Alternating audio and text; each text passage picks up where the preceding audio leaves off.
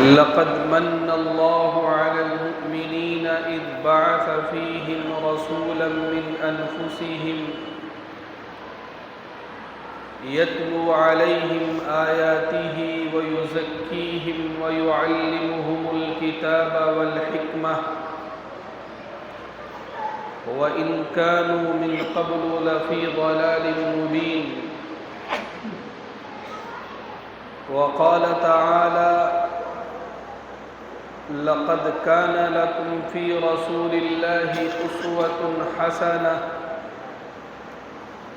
لمن كان يرجو الله واليوم الآخر وذكر الله كثيرا.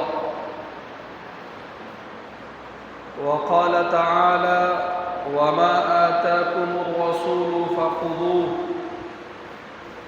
وما نهاكم عنه فانتهوا واتقوا الله إن الله شديد العقاب.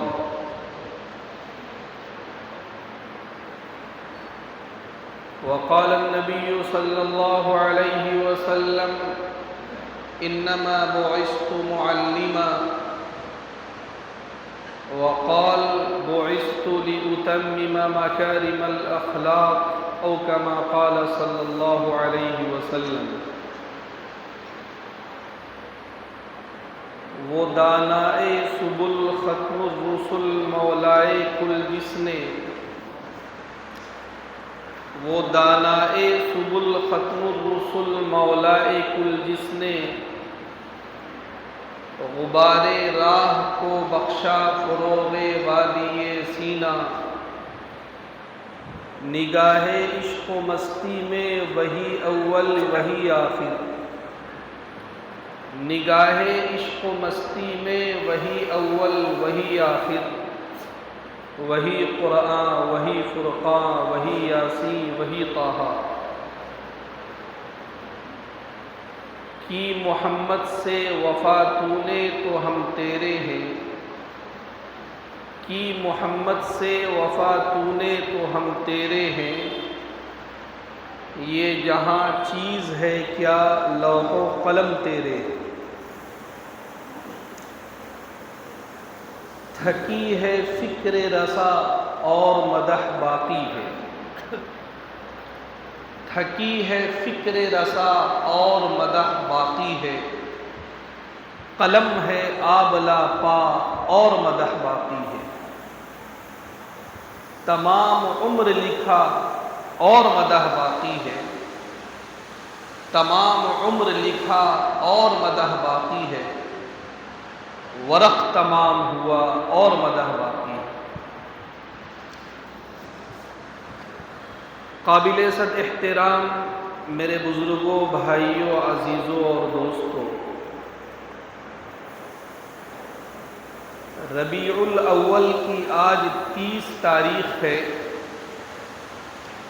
کل 29ویں تاریخ تھی، چاند نظر نہیں آیا اور امارت شریعہ کی طرف سے چاند کے نظر نہ آنے کی خبر بھی آئی. اس اعتبار سے آج ربیع الاول کی 30 تاریخ ہوئی.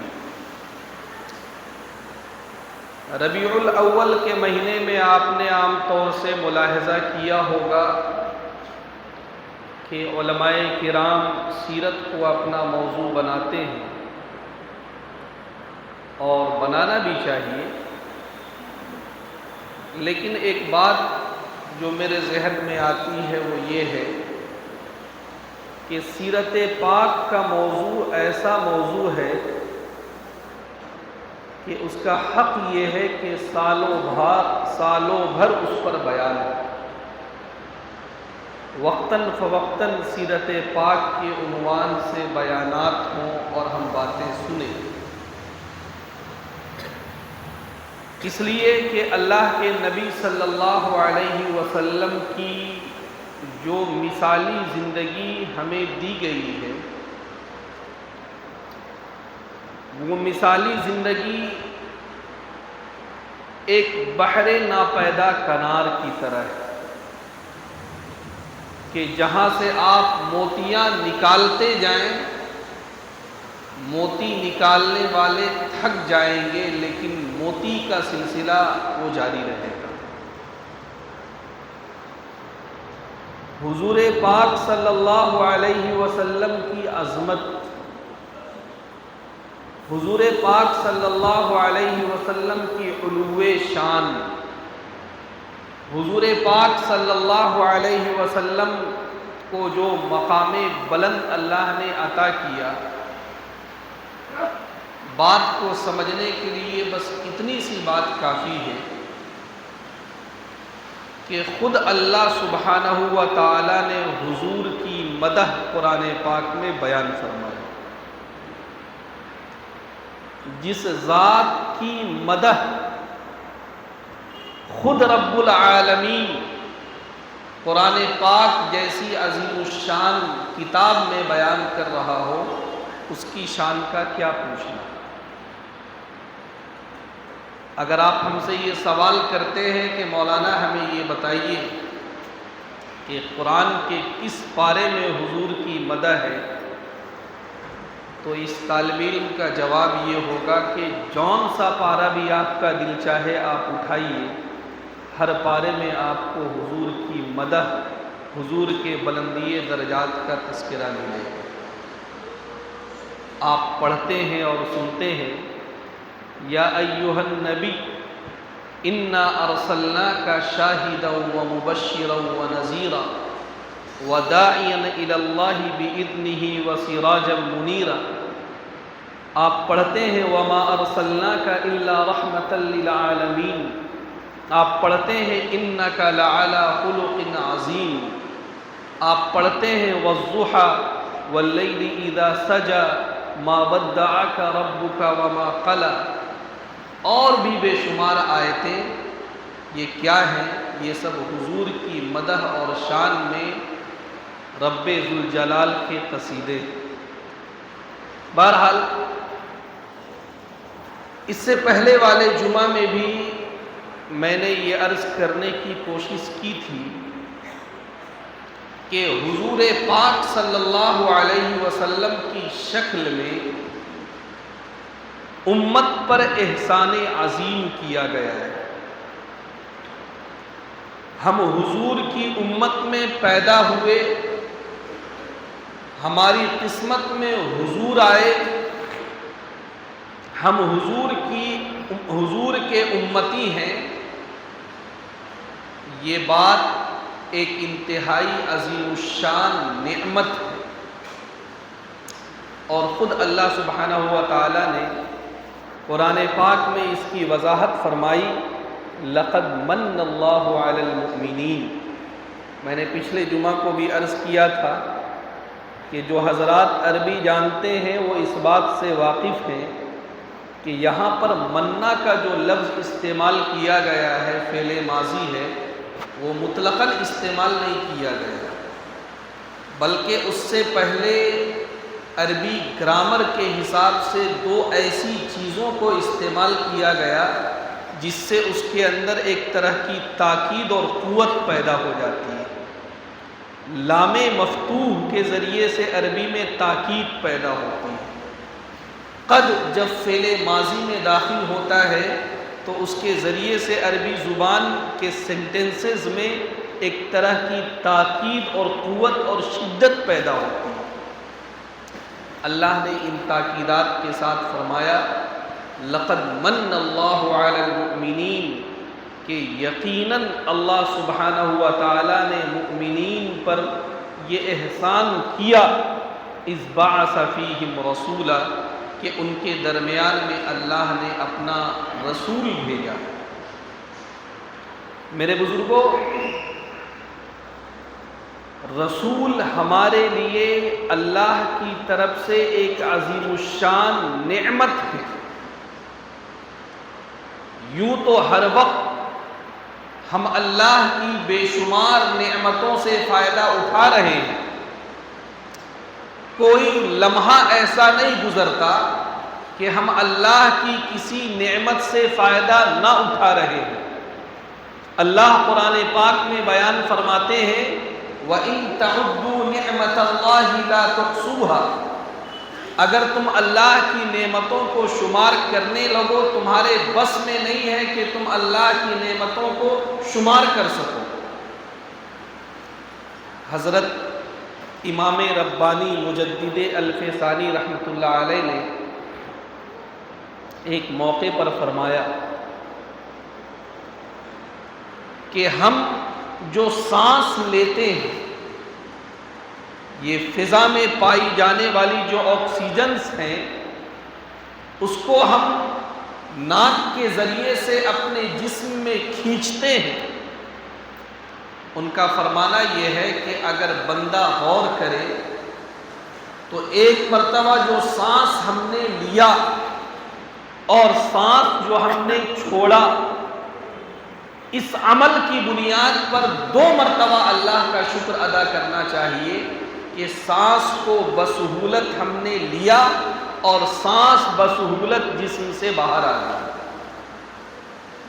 ورنہ یہ جو سانس ہے، آکسیجن کی شکل میں جو گیسز ہیں، خدا نخواستہ اگر یہ گیسز زہریلی گیس بن جائے، ہم نے سنا ہے اور ہمارے سامنے اس طرح کے واقعات ہوتے رہتے ہیں، کبھی انسان اچانک ایسی جگہ میں پہنچ جاتا ہے جہاں پر آکسیجنز کی کمی ہوتی ہے، زہریلی گیس ہوتی ہے، فوراً انسان مر جاتا ہے۔ تو یہ جو بسہولت ہم نے فضا سے آکسیجن لیا، اس پر اللہ کا ایک مرتبہ شکر ادا کرنا، اور یہ جو آکسیجن ہمارے جسم میں گیا اور اپنی ترتیب کے حساب سے تحلیل ہوا اور پھر باہر آیا، اس پر اللہ کا شکر ادا کرنا کہ اگر یہ سانس کی نلی میں اٹک جاتی تو ہمارا قصہ تمام ہو جاتا۔ تو میرے بزرگوں، اللہ کی نعمتوں کی اگر بات کی جائے تو اللہ کی نعمتیں اتنی بے شمار ہیں کہ اگر کوئی کاؤنٹ کرنا چاہے مشینیں فیل ہو جائیں، دماغ مفلوج ہو جائیں، لیکن اللہ کی نعمتوں کو وہ کاؤنٹ نہیں کر سکتا۔ ان تمام نعمتوں کے درمیان میں جو عظیم الشان نعمتیں ہمیں ملی ہیں، ان عظیم الشان نعمتوں میں سے ایک انتہائی اہم نعمت اللہ کے رسول صلی اللہ علیہ وسلم کی ذات مبارکہ ہے۔ لیکن یہ بات ذہن میں رہے کہ جس طرح ہر نعمت کے مقابلے میں بندے سے مطالبہ یہ ہے کہ وہ اس نعمت کی قدردانی کرے، وہ اس نعمت کے بدلے میں اللہ کا شکر بجا لائے، اس نعمت کے تعلق سے جو حقوق ہیں ان حقوق کی ادائیگی کی وہ فکر کرے۔ ہمیں بھی غور کرنا چاہیے کہ اللہ کے نبی صلی اللہ علیہ وسلم کی شکل میں ہمیں جو نعمت ملی ہے، اس نعمت کے بدلے میں ہمیں کیا کرنا ہے۔ علماء نے بیان فرمایا ہے کہ امت پر اللہ کے نبی کے بھی بہت سارے حقوق ہیں۔ امت پر اللہ کے نبی کے بھی بہت سارے حقوق ہیں، اور امت کے ہر فرد کو یہ سوچنا چاہیے کہ وہ ان حقوق کی ادائیگی کر رہا ہے یا نہیں کر رہا ہے۔ پچھلے جمعہ کو بات کے درمیان میں نے عرض کیا تھا کہ اللہ کے نبی پر ایمان لانا یہ اللہ کے نبی کا سب سے پہلا حق ہے۔ اس کے بعد دوسرے نمبر پر میں نے عرض کیا تھا کہ اللہ کے نبی سے سب سے زیادہ محبت کرنا یہ اللہ کے نبی کا حق ہے، سب سے زیادہ۔ اللہ کے نبی صلی اللہ علیہ وسلم نے خود اس بات کی وضاحت فرما دی، لا یؤمن احدکم حتی اکون احب الی من والدہ وولدہ والناس اجمعین، کہ اگر کسی کو ایمان کے کمال تک پہنچنا ہو تو وہ اس بات کو یاد رکھے کہ جب تک میں اس کے نزدیک سب سے زیادہ محبوب نہ ہو جاؤں وہ ایمان کے کمال کو نہیں پہنچ سکتا ہے۔ تو اللہ کے نبی پر ایمان لانا یہ اللہ کے نبی کا حق، اللہ کے نبی سے سب سے زیادہ محبت کرنا یہ اللہ کے نبی کا حق۔ اس کے بعد آگے علماء بیان فرماتے ہیں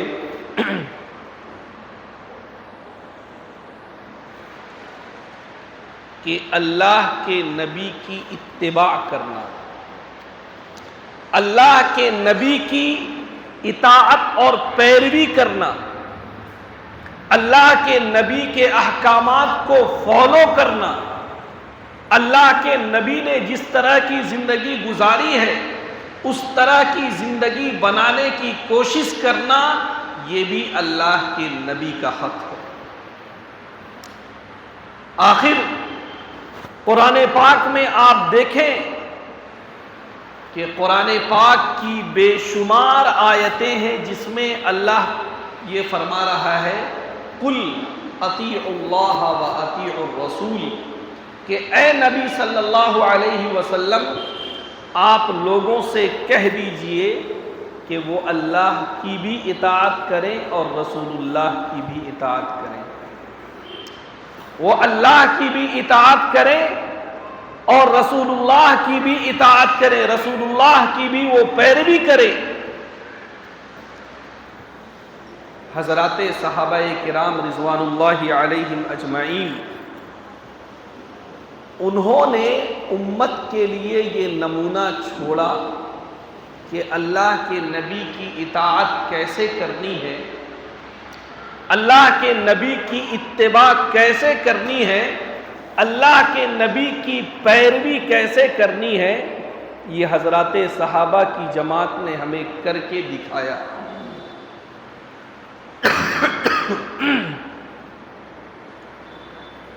اللہ کے نبی صلی اللہ علیہ وسلم کے آخری ایام چل رہے ہیں، وفات سے چند روز پہلے کی بات ہے کہ اللہ کے نبی صلی اللہ علیہ وسلم نے ایک لشکر تیار کیا اور اس کے بارے میں یہ فرمایا کہ یہ جو لشکر ہے اس لشکر کا امیر حضرت اسامہ ہوں گے، اور ان کو ایک رخ دیا اور یہ کہا کہ اس لشکر کو اس رخ پر روانہ کر دیا جائے۔ وہ لشکر روانہ بھی ہو گئے، لیکن ادھر اللہ کے نبی صلی اللہ علیہ وسلم کی طبیعت علیم چل رہی تھی۔ وہ لشکر مدینے سے نکل کر ایک فاصلے پر جا کر قیام پذیر ہو گیا کہ ادھر کیا حالات بنتے ہیں، اور اس کے بعد آگے کا معاملہ دیکھا جائے گا۔ 2-4 دن ہی گزرا تھا کہ اللہ کے نبی صلی اللہ علیہ وسلم کی وفات ہو گئی۔ ظاہر سی بات ہے کہ یہ واقعہ مسلمانوں کے لیے، صحابہ کرام کے لیے بڑا غم انگیز واقعہ تھا۔ وہ لشکر وہیں پر مقیم رہا، لیکن ان لوگوں نے اللہ کے نبی صلی اللہ علیہ وسلم کی تجہیز و تکفین اور نماز جنازہ میں شرکت کی۔ لیکن اب ایک مسئلہ سامنے آیا کہ یہ جو لشکر ہے اتنا عظیم الشان سانحہ پیش آ گیا، اللہ کے رسول کی وفات ہو گئی، کیا اس لشکر کو اپنے رخ پر روانہ کیا جائے جس طرح اللہ کے رسول نے کیا تھا؟ صحابہ کے درمیان میں تھوڑا سا اختلاف ہوا۔ بعض صحابہ کی رائے یہ تھی کہ ابھی چونکہ بڑا اہم واقعہ پیش آیا ہے، اللہ کے رسول صلی اللہ علیہ وسلم انتقال فرما گئے، مصلحتاً اس لشکر کو روک دیا جائے، پھر کسی مناسب موقع پر اس کو روانہ کیا جائے گا۔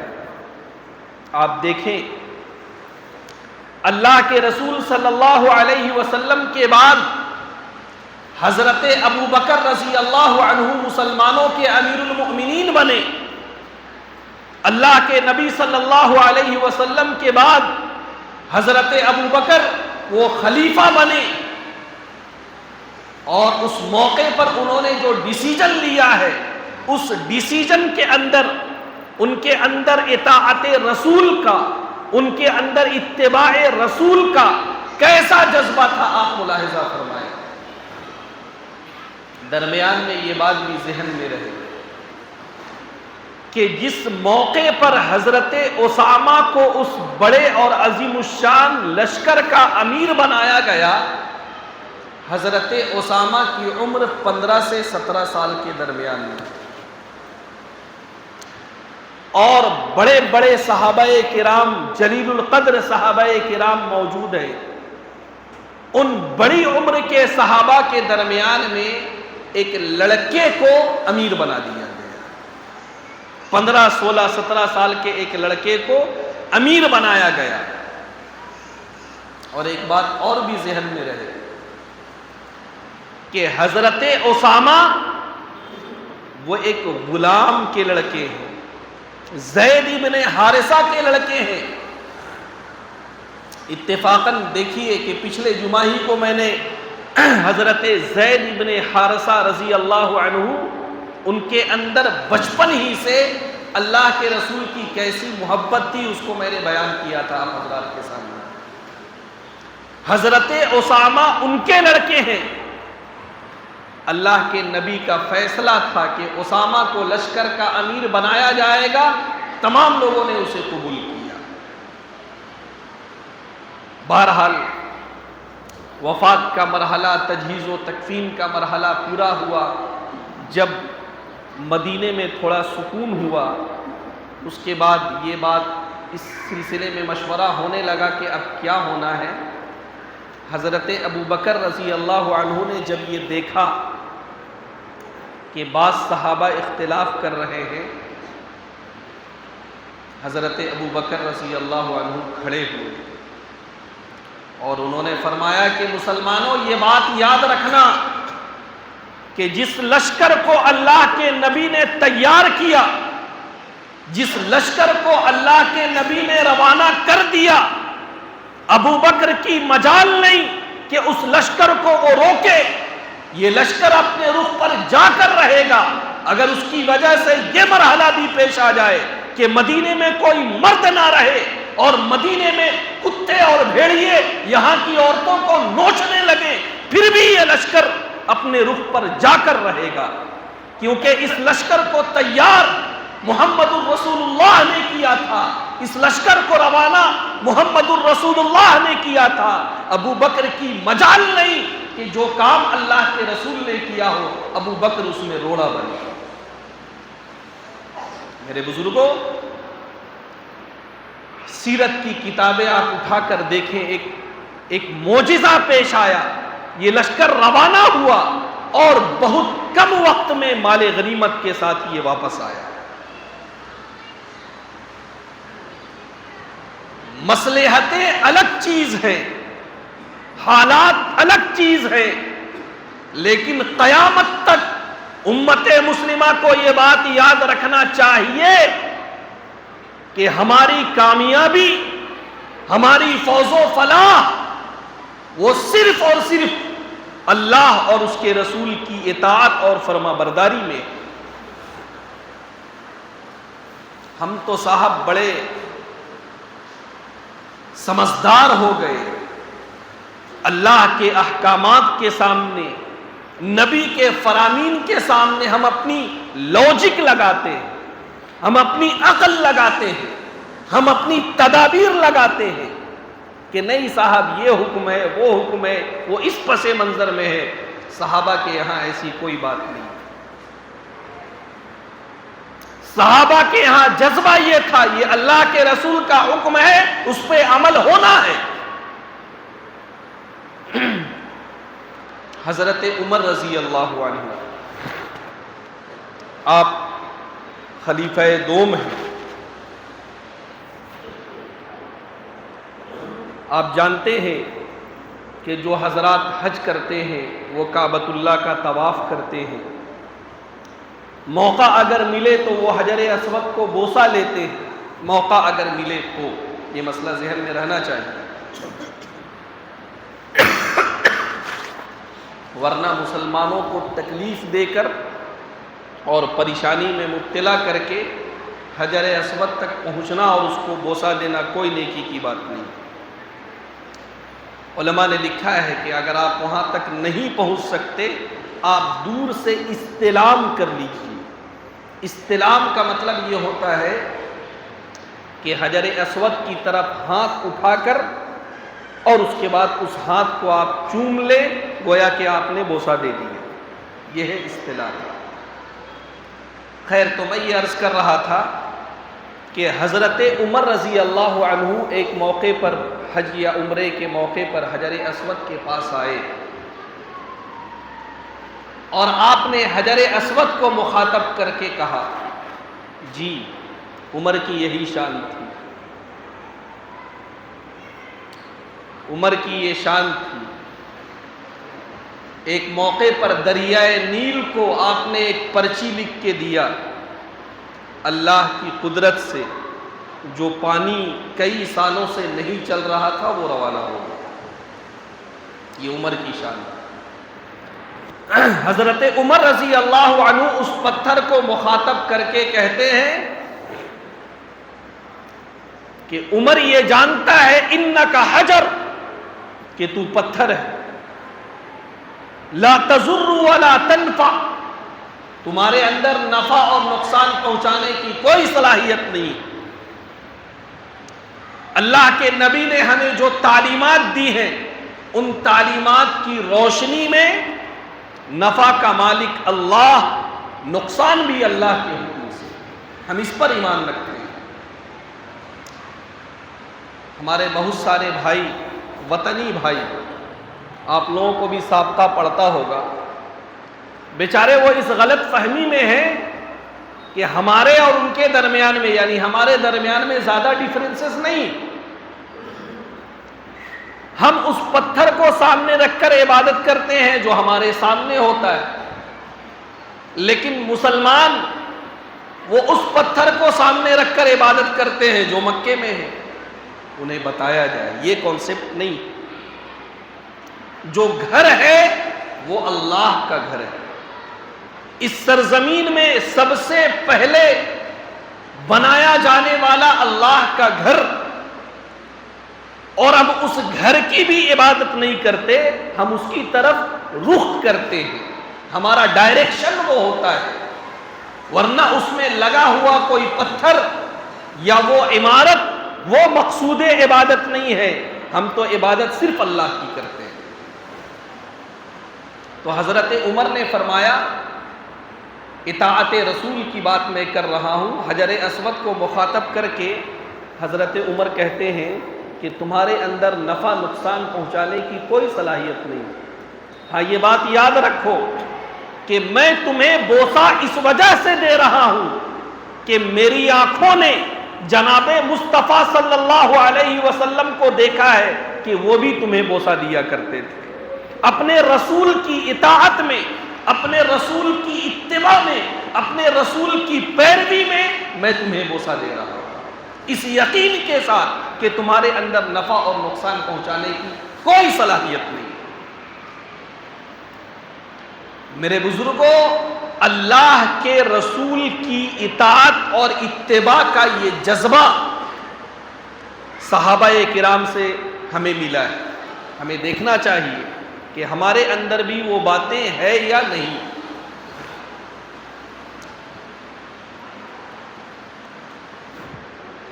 حضرت عبداللہ ابن مسعود رضی اللہ عنہ ایک جلیل القدر صحابی ہیں،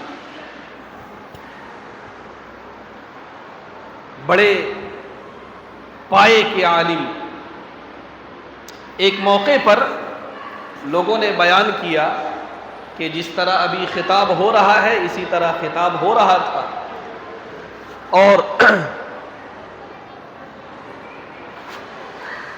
حضرت عبداللہ ابن مسعود رضی اللہ عنہ وہ مسجد آ رہے تھے۔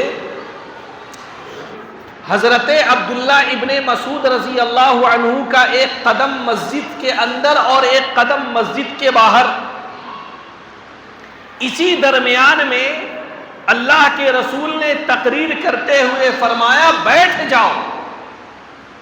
اللہ کے نبی کی گفتگو کے درمیان میں یہ لفظ آیا کہ بیٹھ جاؤ، حالانکہ مخاطب وہ نہیں تھے، بلکہ مخاطب وہ لوگ تھے جو کہ مسجد کے اندر آ چکے تھے اور کھڑے ہو کر نماز کا انتظار کر رہے تھے۔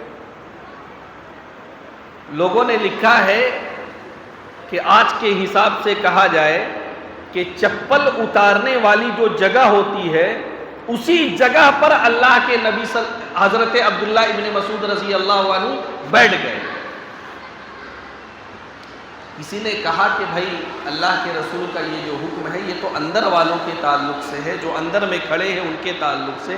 کہا کہ نہیں، اللہ کے نبی کی زبان مبارک سے کوئی حکم آ جائے اور وہ میرے کانوں تک پڑ جائے اور اس کے بعد اس پر عمل نہ ہو، یہ مجھ سے نہیں ہو سکتا ہے۔ وہ کس کے لیے ہے، کس کے لیے نہیں ہے، اس کی کیا حکمت ہے، کیا مصلحت میں، اس میں ہم نہیں پڑھتے۔ حضرت عبداللہ ابن عمر رضی اللہ عنہ ایک جلیل القدر صحابی ہیں، حضرت عمر رضی اللہ عنہ کے لڑکے، عجیب و غریب شان کے مالک، اطاعت اور اتباع کا ایسا جذبہ تھا۔ اللہ کے رسول صلی اللہ علیہ وسلم نے سن 10 ہجری میں جب حج کیا، حضرت عبداللہ ابن عمر آپ کے ساتھ تھے۔ یہ بات ذہن میں رہے کہ اللہ کے رسول نے اپنی زندگی میں 4 عمرے کیے ہیں اور صرف ایک حج کیا ہے۔ حج اللہ کے رسول نے صرف ایک مرتبہ کیا، اور اللہ کے نبی صلی اللہ علیہ وسلم نے اعلان عام بھی فرما دیا تھا کہ اس سال میرا حج کا ارادہ ہے، جو بھی میرے ساتھ جانا چاہے چلے۔ اللہ کے نبی کی منشا یہ تھی تاکہ امت یہ دیکھے کہ حج کیسے کرنا ہے۔ حضرت عبداللہ ابن عمر بھی ساتھ میں تھے۔ مدینے سے مکے کا سفر آپ جانتے ہیں، اس زمانے کا 450 کلومیٹر، آج تو 2-4 گھنٹے کی بات ہے لیکن اس زمانے میں ایسا نہیں تھا۔ اللہ کے نبی صلی اللہ علیہ وسلم راستے میں کہیں پر استنجے کے لیے بیٹھے اور اس کے بعد اپنی ضرورت کی تکمیل فرما کر آگے بڑھ گئے۔ بعد کے ادوار میں حضرت عبداللہ ابن عمر اپنے شاگردوں کے ساتھ حج کرنے آیا کرتے تھے، تو جس جگہ پر اللہ کے نبی نے استنجا فرمایا تھا، استنجا لگے تو استنجے کی حیت میں اس طرح بیٹھتے تھے، اور اگر نہ بھی لگے پھر بھی وہاں پر باقاعدہ بیٹھ کر استنجے کی شکل میں بیٹھ جاتے۔ شاگرد کہتے تھے کہ حضور آپ نے تو استنجا نہیں کیا، استنجے کی شکل میں آپ بیٹھ گئے اور آپ کھڑے ہو گئے۔ تو حضرت عبداللہ ابن عمر فرماتے تھے کہ جب میں حج کے سفر میں تھا، اللہ کے نبی صلی اللہ علیہ وسلم کو یہاں پر استنجے کی ضرورت پیش آئی تھی، میرا دل نہیں چاہتا ہے کہ میں یہاں سے گزروں اور وہ ہیئت نہ بناؤں، وہ شکل نہ بناؤں، وہ انداز نہ اختیار کروں جو انداز یہاں پر اللہ کے رسول نے اختیار فرمایا تھا۔ یہ عشق کی بات ہوتی ہے، یہ جذبہ وارفتگی کی بات ہوتی ہے۔ ایک اور واقعہ آپ کے سامنے عرض کرے کہ اللہ کے نبی صلی اللہ علیہ وسلم جب سفر فرما رہے تھے حج کا، تو درمیان میں راستے کے کنارے ایک پیڑ کی ٹہنی راستے میں آ گئی تھی۔ جانتے ہیں کہ پرانے زمانے میں اسی طرح راستے ہوا کرتے تھے۔ اب ایک پیدل چلنے والا آدمی یہ کرتا ہے کہ اپنا سر جھکا کے وہاں سے گزر جاتا ہے، اس لیے کہ ضروری نہیں ہے کہ حالت سفر میں انسان کے پاس لکڑی کے کاٹنے کے اوزار ہوں۔ بہرحال بعد کے ادوار میں ہوا یہ کہ چونکہ وہ راستے میں تھا، اس سے لوگوں کو تکلیف ہوتی تھی، وہ درخت کاٹ دیا گیا۔ لیکن بعض صحابہ کا معمول یہ تھا کہ اس جگہ میں جب آتے تو ایسا بچتے تھے جیسے درخت کی ٹہنی سے بچا جاتا ہے، حالانکہ ٹہنی وہاں پر تھی نہیں۔ لوگ کہتے تھے کہ بھائی یہاں پہ تو کوئی ٹہنی نہیں ہے جس سے بچنے کا اہتمام ہو رہا ہے۔ صحابہ کا جواب یہ ہوتا تھا کہ اللہ کے رسول جب سفر فرماتے ہوئے یہاں تک پہنچے تھے، ایک ٹہنی یہاں پر آتی تھی جس سے بچنے کے لیے اللہ کے رسول نے سر کو نیچے کیا تھا۔ ہمارا بھی دل چاہتا ہے کہ یہاں پر وہی انداز اختیار کریں۔ میرے بزرگوں، صحابہ سے یہ وراثت صحیح معنوں میں ہمیں ملی۔ اب یہ جائزہ لینے کی بات ہے کہ اس میں ہم کس معیار پر ہیں۔ حضرت حذیفہ ابن یمان صاحب سر رسول اللہ، اللہ کے رسول صلی اللہ علیہ وسلم کے رازدار، بہت ساری راز کی باتیں اللہ کے رسول حضرت حذیفہ ابن الیمان رضی اللہ عنہ کو بتایا کرتے تھے۔ ان کے بارے میں یہ ہے کہ بعد کے ادوار میں جب فتوحات ہونے لگیں، ایک بڑا ملک فتح کیا گیا، اور اس کے بعد پھر یہ بات آئی کہ وہاں کے بادشاہ سے ملا جائے، وہاں کے گورنر سے ملا جائے۔ صحابہ کی جماعت ایک طے ہوئی، اس میں حضرت حذیفہ ابن الیمان رضی اللہ عنہ بھی تھے۔ بادشاہ جو تھا اس نے اپنا اثر ڈالنے کے لیے اپنے دسترخوان کو بڑا سجایا سنوارا، اور اس کے بعد پھر جو ہے دونوں طرف کے لوگ بیٹھے۔ حضرت حذیفہ ابن یمان کھانا کھا رہے تھے، روٹی کا لقمہ اٹھا رہے تھے، اچانک وہ لقمہ آپ کے ہاتھ سے گرا۔ یہ ہوتا ہے بسا اوقات۔ آپ نے اس لقمے کو اٹھانے کا ارادہ کیا، بغل میں جو ساتھی بیٹھے ہوئے تھے انہوں نے کہا کہ حضور، ہم اجمی لوگوں کے درمیان میں ہیں، اور یہ آپ دیکھ رہے ہیں کہ صاحب بادشاہوں اور گورنر اور وزراء کے درمیان میں ہم ہیں، یہ جو دسترخوان سے لقمہ اٹھا کر کھانے والی بات ہے، اس کو یہاں پر بہتر نہیں سمجھا جاتا ہے، لہٰذا آپ اس کو رہنے دیں۔ حضرت حذیفہ ابن الیمان رضی اللہ عنہ نے کہا، اَأَتْرُكُ سُنَّةَ حَبِيبِي لِهَؤُلَاءِ الْحُمَقَاءِ، کیا بات کرتے ہو؟ یہ تمہاری نظر میں ہوں گے بڑے بڑے بادشاہ، یہ تمہاری نظر میں ہوں گے بڑے بڑے گورنر اور پیسے والے اور دولت والے اور عہدے والے، لیکن یہ بات یاد رکھو کہ ہماری نظر میں اللہ کے نبی نے جو ہمیں تعلیم دی ہے، اس کی روشنی میں یہ احمق ہیں، یہ بے وقوف ہیں جنہوں نے اپنی پوری زندگی دنیا کو بنانے میں لگا دی ہے۔ کیا میں اپنے حبیب کی سنت کو ان حمقاء کی وجہ سے چھوڑ دوں؟ یہ نہیں ہو سکتا۔ تو میرے بزرگوں، حضرات صحابہ کرام رضوان اللہ علیہم اجمعین کی جو زندگی ہے،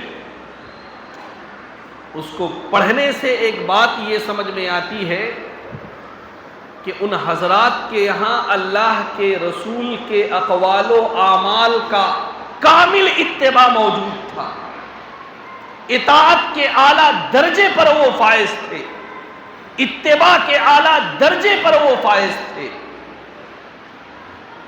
آج بھی اللہ کا اعلان ہے، قل ان کنتم تحبون اللہ فاتبعونی یحببکم اللہ۔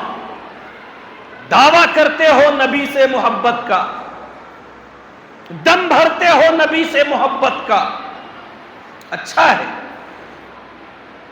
دل میں نبی کی محبت ہونی چاہیے، زبان سے بھی نبی کی محبت کا اظہار ہونا چاہیے، لیکن اتنا ہی کافی مت سمجھو۔ ہو سکتا ہے شیطان تمہیں سمجھائے کہ صاحب تم نے اپنی زبان سے اتنی اچھی نعت پڑھی، تم نے یہ انداز اختیار کیا، بس یہ کافی ہے تمہارے لیے۔ نہیں، جب تک تمہارے سر سے پیر تک جو تمہارا سراپا ہے وہاں سے اتباع رسول نہ جھلکے وہ محبت بھی کامل نہیں۔ اللہ نے فرمایا محبت کا اگر دعویٰ ہے تو رسول کی اتباع بھی کرنا ہوگی، اور جب یہ شرط مکمل ہوگی اللہ بھی تمہیں اپنی محبت سے نوازے گا۔ میرے بزرگوں دعا کریں کہ اللہ تعالی ہم لوگوں کے اندر بھی کامل اطاعت کا جذبہ پیدا فرمائے، کامل اتباع کا جذبہ پیدا فرمائے۔ ہم صرف زبانی جمع خرچ کرنے والے نہ ہوں، بلکہ ہماری زندگی ایسی ہو کہ وہ زندگی جب کل قیامت کے دن اللہ کے یہاں اور اس کے رسول کے یہاں پیش ہو تو وہ اس سے خوش ہو جائے۔ اللہ ہمیں اس کی توفیق سے نوازے۔ آخر میں